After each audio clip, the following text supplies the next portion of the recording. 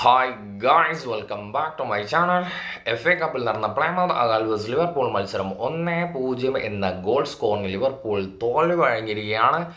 ഒരുപാട് ഗ്യാപ്പുകൾക്ക് ശേഷമാണ് guys Liverpool, അതും വളരെ ചെറിയൊരു ടീമിനോടാണ് ഈ ഒരു തോൽവി ഏറ്റുവാങ്ങിയിരിക്കുന്നത്. ലിവർപൂൾ കോച്ചിൻ്റെ ഓവർ കോൺഫിഡൻസ് ആണോ, എല്ലാം വലിയ താരങ്ങൾക്ക് ഇഞ്ചുറി പറ്റുമെന്നുള്ളൊരു പേടി കൊണ്ടാണ് ഈ ഒരു സ്ക്വാഡിലേക്ക് ഉൾപ്പെടുത്താത്തത് എന്ന് എനിക്ക് അറിഞ്ഞുകൂടാ. അതും വളരെ ചെറിയൊരു ഓപ്പോണൻ്റ് ആയത് കൊണ്ടുമായിരിക്കാം. പക്ഷേ ഈ ഒരു മത്സരത്തിൻ്റെ ആദ്യ ഹാഫ് അവസാനിക്കുന്ന സമയത്ത് തന്നെ എനിക്ക് മനസ്സിലാക്കാൻ സാധിച്ചത് അത്യാവശ്യം നല്ല രീതിയിൽ തന്നെ ആയിരുന്നു. ഒരുപാട് അവസരങ്ങൾ സൃഷ്ടിച്ചു, പക്ഷേ ഫിനിഷിങ്ങിലേക്ക് എത്തിക്കാൻ സാധിച്ചിട്ടുണ്ടായിരുന്നില്ല. 3-4-2-1 എന്ന ഫോർമേഷനിലായിരുന്നു ഓപ്പോണൻ്റ് പ്ലേ ചെയ്തിട്ടുണ്ടായിരുന്നത്. സെക്കൻഡ് ഹാഫിലേക്ക് വരുന്ന സമയത്ത് കുറച്ചെങ്കിലും ഒരു ഇമ്പാക്റ്റ് കൊണ്ടുവരാൻ സാധിച്ചത് ലൂയിസ് ഡിയാസും അതുപോലെ കിസിയും മാത്രമാണ്.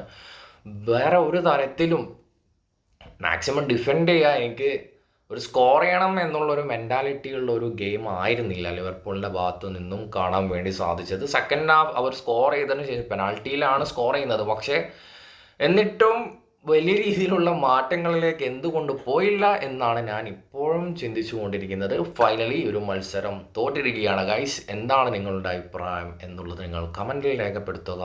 നെക്സ്റ്റ് വീഡിയോയുമായി വീണ്ടും കാണാം.